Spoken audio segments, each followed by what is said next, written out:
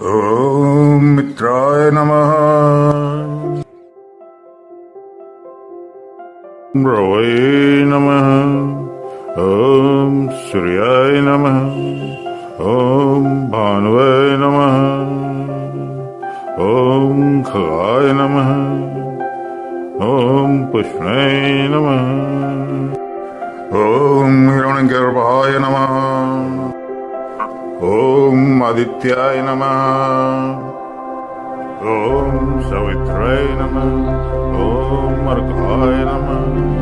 ॐ भास्कराय। ॐ मरीचे नमः।